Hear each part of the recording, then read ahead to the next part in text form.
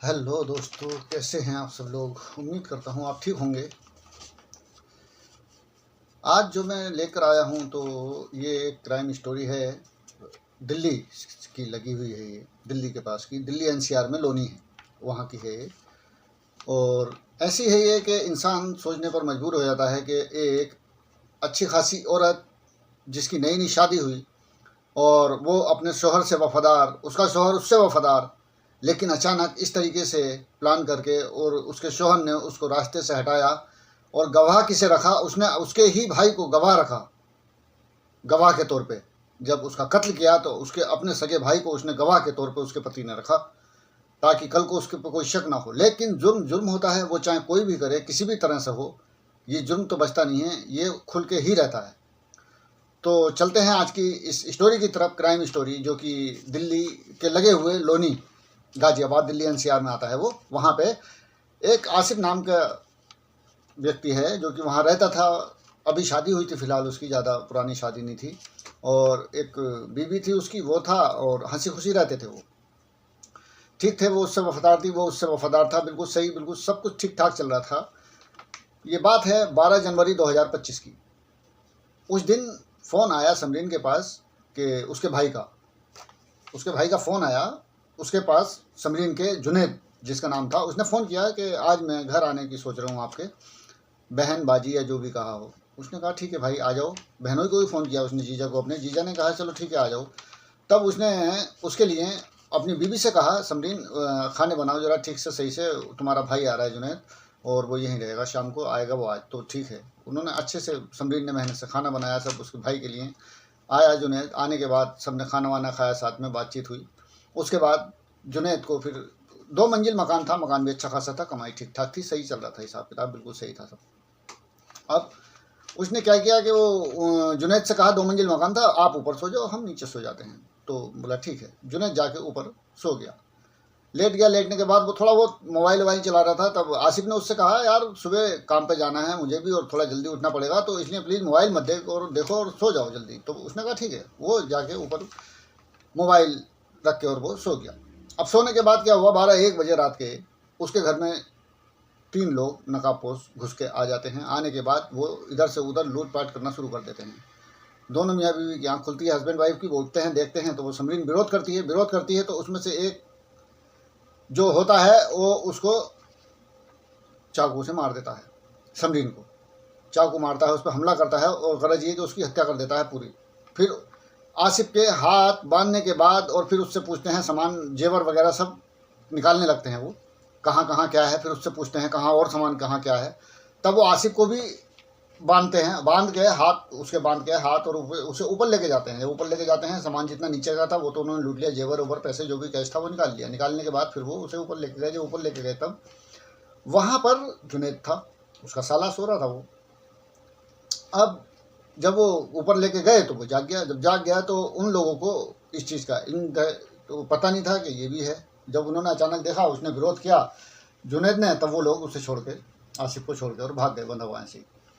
अब जुनैद ने जब देखा तो फिर उसने जल्दी, जब वो लोग भाग गए तो उसने उससे कहा, तो उसने, आसिफ ने कहा, मेरा छोड़ो जुनैद, अभी जाओ और अपनी बहन को देखो आप नीचे।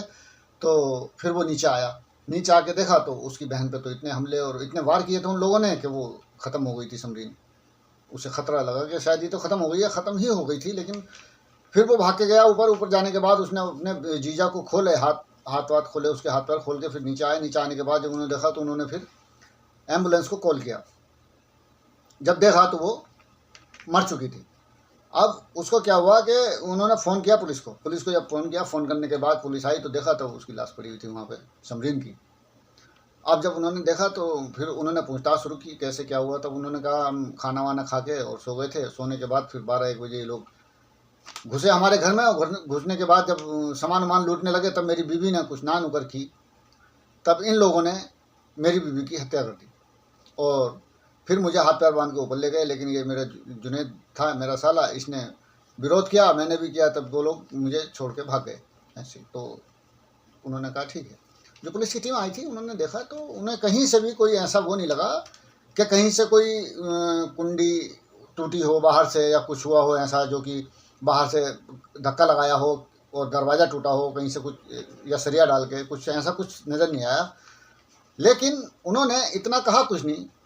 पुलिस जब तफ्तीश करती है तो तफ्तीश करते हुए बहुत सी चीज़ें होती हैं, नोटिस में लाती है, लेकिन सामने वाले को एहसास नहीं होने देती है।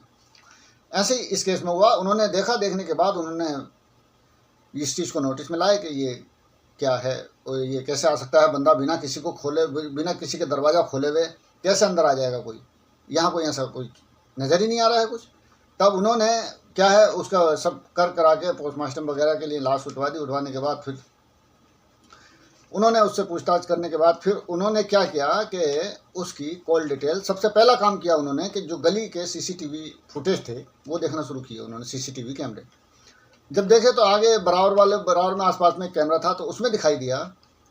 जब उन्होंने चेक किया तो उस रात जिस रात 12-1 बजे वो लोग घुसे थे लुटेरे, उस रात के 9:30 बजे 3 लोग आसिफ के घर में घुसे थे, 9:30 बजे।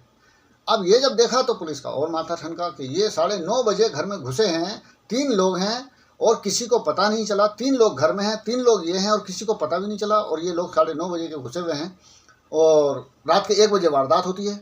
ये कैसे हो सकता है कि किसी को पता ना हो। लेकिन फिर भी उन्होंने बिना कुछ कहे हुए अपनी तफ्तीश को चालू रखा। अब पुलिस ये सोच रही थी कि इसमें से दोनों में से कौन हो सकता है। एक तो उसका पति है, दूसरा उसका भाई है। भाई तो खुद मेहमान है, वो यहाँ पे कैसे किसी चीज़ को अंजाम दे सकता है इतने तरीके से। अब पुलिस ने क्या किया कि आसिफ का पिछला बायोडाटा खंगालना शुरू कर दिया। करने के बाद उसकी कॉल डिटेल देखी। जब कॉल डिटेल देखी तो उसमें पुलिस का वो जो शक था वो बिल्कुल और पूरे तरीके से पुख्ता हो गया। तब पुलिस जाके आसिफ को थाने उठा के लेके आ जाती है। लेके आने के बाद फिर आसिफ से पुलिस तफ्तीश जब करती है तो वो कहते हैं कि देखो आसिफ, तुम जो भी जितना मर्जी झूठ बोल लो या कुछ भी करो, लेकिन हमें बिल्कुल सब पता है कि तुमने क्या किया है और कैसे किया है। ये खून तुमने किया है। अब ये तुम बताओगे तो बेहतर है, बता दो, और नहीं बताओगे तो हम अपने तरीके से तुमसे उगलवाना जानते हैं, लेकिन सारे सबूत हमारे पास हैं, हम सब जानते हैं किस तरीके से कैसे कैसे तुमने ये किया है। तब आसिफ ने सोचा और उन्होंने 1-2 बातें और उसे बताई, पूरी सीसीटीवी की भी बताई और जो भी उनके पास डिटेल थी उसे पूरा इशारा दिया। तब उसने बताया कि मेरी और समरीन की जब शादी हुई तो हम दोनों खुश थे, बहुत अच्छे खुश थे, हम सही रह रहे थे, ठीक थे। लेकिन समरीन की छोटी बहन रहने के लिए समरीन के घर आती है। जब घर आती है तो समरीन थोड़ा इधर उधर मार्केट में कहीं जाती थी, तब वो उससे हंसी मजाक कर लिया करता था उसकी छोटी बहन से। अब वो कभी मजाक की, फिर थोड़ा और बड़ा, और उसने भी नहीं टोका अपने जीजा को, उसने भी बिल्कुल नज़रअंदाज किया। उसने मजाक की, फिर उसने उसे टच करना शुरू कर दिया, उस पर उसने विरोध नहीं किया। उसके बाद फिर उसने और ज़्यादा मजाक किया और फिर हद ये हो गई कि फिर उनमें अनैतिक संबंध भी कायम हो गए जीजा साली में। उसके बाद जब हुए तो फिर दोनों को एक दूसरे की लत लग गई। वो जब लत लग गई, लड़की चली गई फिर मायके, फिर आई, मतलब वो अपनी माँ के घर फिर आई। इनमें चलता रहा काफ़ी। लेकिन क्या हुआ कि ये अब इन्होंने सोचा कि अगर किसी भी तरीके से ऐसा करते हैं, अब हम अलग रह नहीं सकते, एक दूसरे के बिना हम जी नहीं सकते, तो बेहतर है कि अब समरीन को रास्ते से हटा दिया जाए। वो उसने भी कहा, उसकी बहन ने, कि इस जब तक ये मरेगी नहीं तब तक हम एक नहीं हो सकते। तब उसने कहा ठीक है। उसके आसिफ के पास में ही आसपास में आसिफ के आसपास में ही एक डॉक्टर संदीप झोला छाप डॉक्टर थे, वो रह रहे थे वहाँ पे, दुकान थी उनकी। तो उनके बाद उन्होंने आसिफ ने उससे बात की। उसने कहा मैं 30,000 रुपये दूंगा तुम्हें, मेरी बीवी को जहर का इंजेक्शन लगा दो ताकि किसी को शक भी ना हो, पता भी ना चले और मेरा ये काम भी हो जाए। डॉक्टर ने कहा ठीक है। उन्होंने टाइम टेबल देखा, थोड़ा आगे पीछे करके उन्होंने एक दिन जहर का इंजेक्शन किसी तरह से, उसकी कुछ तबीयत खराब हुई हो, उसे घर बुलाया हो, जैसे भी उसके लगा दिया समरीन के। लगाने के बाद डॉक्टर आ गया। आने के बाद फिर वो क्या हुआ कि वो जहर का इंजेक्शन अपना काम नहीं कर पाया, समरीन को कुछ हुआ नहीं, बच गई वो। जब बच गई तब आसिफ जाता है उसके पास, फिर डॉक्टर संदीप के पास। संदीप से कहता है भाई तुमने कैसे इंजेक्शन लगाया है, कि वो तो बिल्कुल ठीक है, उससे तो कुछ भी नहीं हुआ। तब संदीप उसे अपने साले से मिलवाता है जिसका नाम सुनील था और जो अपराधी प्रकृति का था व्यक्ति, उसे मिलवाता है। फिर इनमें नए सिरे से एक डील होती है सुनील में और आसिफ में। इनकी डील होती है 2 लाख रुपए में।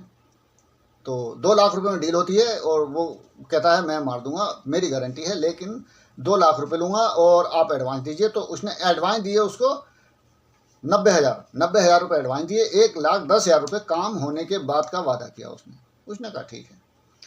अब उसके बाद जो है टाइम फिक्स हो गया इनका। तो टाइम फिक्स हुआ इनका वही जो मैंने बताया कि 12 जनवरी 2025 का टाइम फिक्स हुआ इनका। उस रात में ये लोग गए। जाने के बाद उसने आसिफ ने इन लोगों को तीनों को, एक सुनील था, 2 उसके साथी थे, और तीनों को 9:30 बजे घर में एंट्री दे दी। घर में एंट्री देने के बाद उसको, इसीलिए जुनैद से भी इसने कहा था कि तुम मतलब जल्दी सो जाओ, कल काम है ये वो, तब वो सो गया था। और 12 बजे 1 बजे उन्होंने, घर में तो थे ही वो, फिर उन्होंने वो लूटपाट और मारना तो था उसको, समरीन को, मैन तो समरीन को मारना था। मारने के बाद फिर उसको बांध के ऊपर भी ले गए थे, इसीलिए उन्हें पता भी था कि जुनैद है यहाँ पे। तब उसको दिखाने के लिए ऊपर ले जाके डाला और फिर वो जब उठा तो वो लोग भाग गए वहाँ से। इस तरह से इसने अपना पूरा जुर्म कबूल किया। और करने के बाद इसमें ये सुनील और उसके साथ के वो लोग भी गिरफ्तार हो गए, और ये भी दोनों जीजा साली। अब देखो इन पर क्या चार्जशीट और क्या लगता है, जो जितना ट्रायल होगा, फिर उसके बाद जो जिस सज़ा के ये हकदार हैं, अदालत इन्हें सज़ा देगी। लेकिन उस बेगुनाह की क्या गलती थी जिसको इन्होंने, उसे तो कुछ पता भी नहीं था बेचारी को, जिसको कि इन्होंने इतनी साजिश के तहत मार दिया।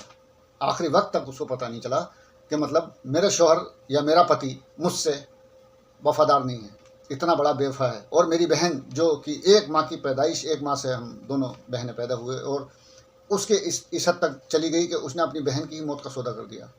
आप क्या सोचते हैं इस बारे में? अपनी राय कमेंट बॉक्स में ज़रूर दें, और मेरे चैनल को सब्सक्राइब कर लें। अगर आप नए हैं, पहली बार आए हैं मेरे चैनल पर, तो सब्सक्राइब कर लें प्लीज़, बेल आइकन को प्रेस कर दें, ताकि जब भी मैं क्राइम स्टोरी कोई भी डालता हूं तो आपके पास पहले नोटिफिकेशन आ जाए। और ऐसी ही एक और कहानी है, देख लें आप, ये एपिसोड नंबर 11 पर है। बिल्कुल ऐसे ही कहानी है। उस तो साली को भी, बेचारी को पता नहीं था कि मेरे जीजा की दिमाग में इतनी गंदगी भर रही है। उसने उसको ब्लैकमेल किया, और ब्लैकमेल करने के बाद बहुत बुरे तरीके से फिर उसी की बहन को उसने मार दिया। अगर वो बेचारी मुंह नहीं खोलती तो पता नहीं कब तक वो करता, वो उस पर भी कब्जा करने वाला था। पूरी कहानी डिटेल से देखिए आप इस वीडियो में, ये ऊपर है, एपिसोड नंबर 11 है। तो ये कहानी भी ऐसी है, और ये यूपी की कहानी है, और बहुत दर्दनाक कहानी है ये भी, कि एक लड़की के मरने के बाद भी उसकी आत्मा, रूह को सुकून नहीं मिला जब तक कि उसने उस गुनाहगार को अदालत में खींच के और खड़ा नहीं कर दिया। देखिए आप पूरी कहानी इसमें, ये है 11वां नंबर एपिसोड है मेरा। और देखिए, फिर विजिट कीजिए, मेरे चैनल को सब्सक्राइब कीजिए, लाइक कीजिए, कमेंट्स में अपनी राय ज़रूर दीजिए।